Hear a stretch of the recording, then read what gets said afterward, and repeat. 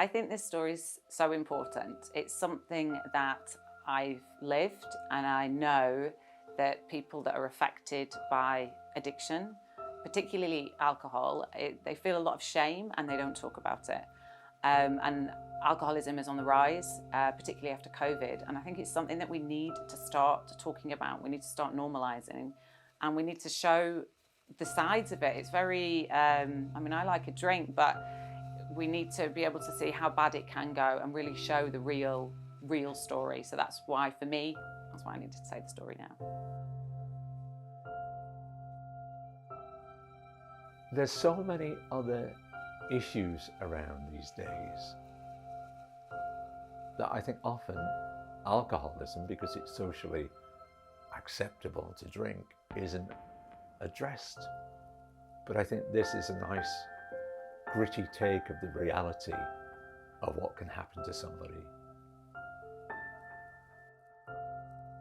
Obviously it's a topic that not many people want to talk about. People know it's there, people know it's a problem, but it's still quite taboo, and we have a society that will just hide that away and try and pretend it doesn't happen. I think there's a lot of shame with alcoholism. I think it's one of those illnesses that a lot of people's attitude, I think, is that, well, you know, snap out of it, they could stop drinking. You know, when it's maybe a drug addiction or a physical illness, there's perhaps a bit more understanding and sympathy. It highlights things that, to be honest, I didn't really know around the subject. I don't have much personal experience with relationships with people with alcoholism, so stuff like about the age and psychosis I found really interesting, but also quite, like, not disturbing, just sort of saddening, and I didn't really know that about it. So I think then that made me think that it's also something that's really important. Living in Blackpool has meant that I've met a number of people with substance issues, sometimes alcohol, sometimes drugs, and I've found them to be similar in the ways that these people eventually go into themselves and disappear, and what's left isn't the person they themselves even recognise. Because it's written from a place that Catherine knows and has experienced, she's been able to tap into that. And that's the reality. It's not dressed up or anything. It's, you know, I think particularly the psychosis, perhaps that's not something that's been touched on before, and I think that is really powerful.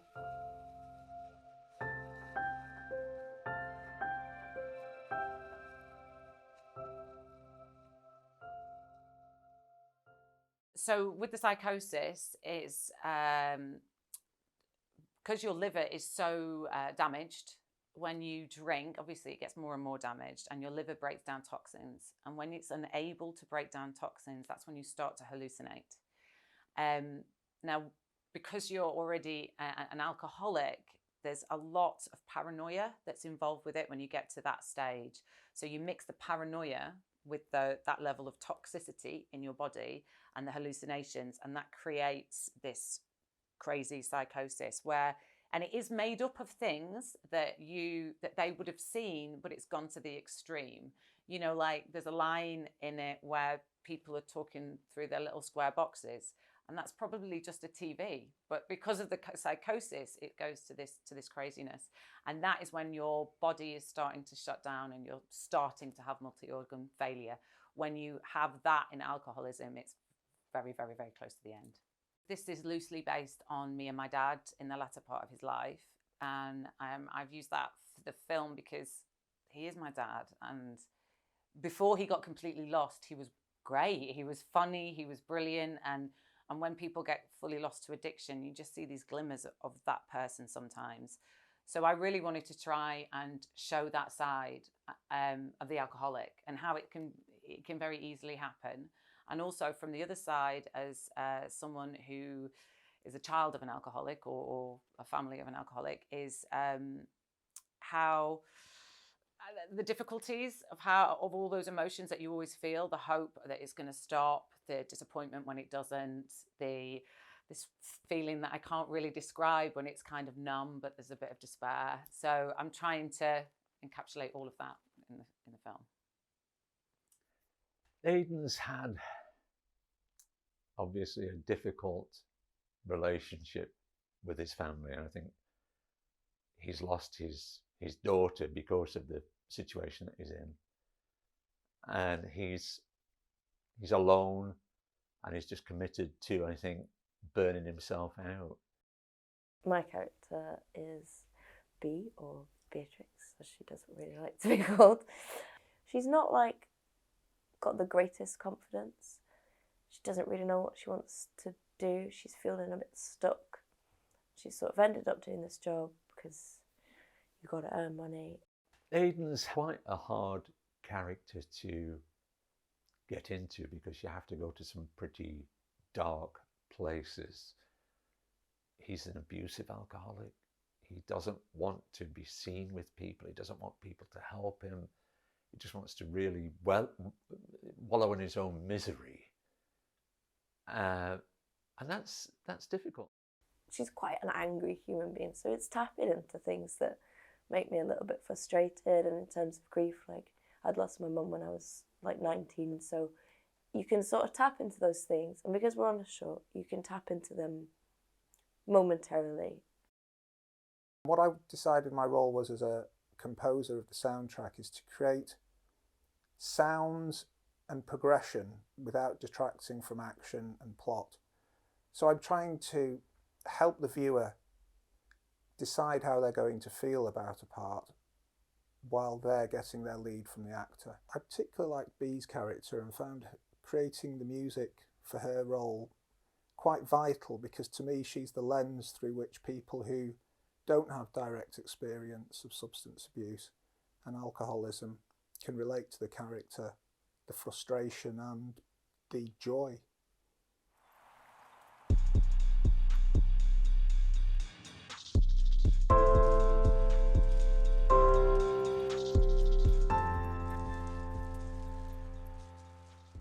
I relate to it. I've had family members that have died because of it. So I think it's just important to get the story out so everyone knows that they're not the only ones that are affected by it. I have a bit of past in care work, so I think both characters resonate with what I experienced in life, which obviously induces a little bit of thinking. It can be quite emotional. I can see now, I observe this as we're filming. I qualified as a counsellor and also used to teach counselling at the college, but I had a caseload of people who were classed as the harder to help, shall we say, and amongst those were substance misusers. So I used to particularly remember one chap who used to come to me sort of like 10 o'clock in the morning. His appointment always had to be at that time because he'd had to have his drink before he came, and then towards the end of our session you could see that he needed to go, and it was, you know, taken that was his priority because he'd just become so ill otherwise. Unfortunately, I don't know what happened to him afterwards, but he wasn't in a good place. I kind of have a relationship with alcoholism. My ex-wife was an alcoholic and passed away, unfortunately. And so I've kind of lived through it on the outside. And it's very, very difficult. And I think this tells a story that I think needs to be told, the impact that it has on people and the impact it has on the person who's an alcoholic themselves. It's very sad, it's very moving. For me, reading the script, it was quite like, it was weird because it was also like someone had gone into my head and pulled scenes out of my experience and stuff as well and put it into that. So I was seeing what I saw back then and how the people looked and how the house was and just the bad stuff that was going on, everything like that. Just the wording of things. Like on set yesterday, there was a line that was said to Natasha, and it didn't really resonate with me when I was reading the script, but when it was said just off the cuff on scene, I was like, oh, I remember that feeling. And then seeing Natasha's face react to it as part of her character, it was bang on. It was like, that's my face as well. I know when I was younger and sometimes my dad's behaviour at parties and was embarrassing, and you get to a point where you think, oh, I don't really want to invite him, or if we do, it's going to be really awkward, or there was a horrible situation there, but I don't really want to tell anyone about it because also I don't want them to think badly of him, because he could be great. Everybody here has got some experience of this kind of situation. So I think for that it's important to normalise this, get it out, make people okay to talk about it, not ashamed of it, because I think shame is the biggest thing for me.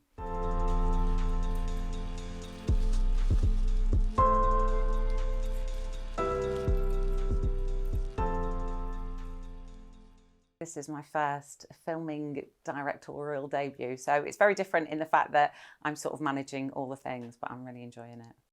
Working with Catherine has been a breath of fresh air, really. Obviously the films I've worked on before, where I've written and directed, and it's kind of been me, and that's where the book stops, but it's been really nice to have someone else to work with to bounce those ideas off. And we do see eye to eye on a lot of things, so it's been really positive experience, and it helps that we've just sort of got on so well from day one. A day's filming, it's a wonderful thing. You start off, and I like what they're doing on this production, is that everybody gets together and shares breakfast together. So that is a nice start to the day. And then it's crack on with the work, and it's all intense stuff. So it's that constant thinking about the lines, know them enough to be able to forget them, but have them come out of your mouth at the moment that they're required. It's an odd thing, acting. The vibe on set is brilliant. Just even going between scenes, everyone's in constant communication with each other, we're all having a laugh about it and everything, which is nice, because it's as much as you're professional, you still need the relaxation of, we're here to do something properly as well, but then you've got that relaxation in between. So we're having breakfast together, we're having the team meetings in the mornings and everything, so that's brilliant to be a part of it. It's been good. Everyone is amazing. We all get along really well, all have a laugh. It's just been really good. You know that there is a really good thing being made when everybody's emotions aligned on that level, and everybody is respectful, kind, and it's just easier to work with each other. Yeah, the crew are really lovely. They're all very local, which is really nice. So it's really nice to meet people who live local, who have a similar passion to you.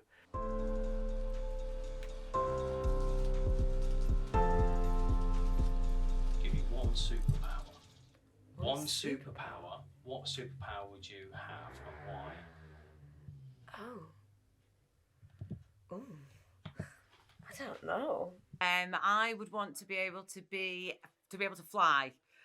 So I could fly around the world, but I'd have to be able to stop time as well. So like I could do a scene and then just have a little sunbathe and then a swim in the Bahamas, and then I'd come back and do another scene. That would be my superpower. The power to never need a wait. That's nice. Because I always want to go at really awkward times. I would have the superpower of invisibility. Stop the tummy rumbling. It's just little things like that, I guess. Or, I mean, also to not overthink things, I think.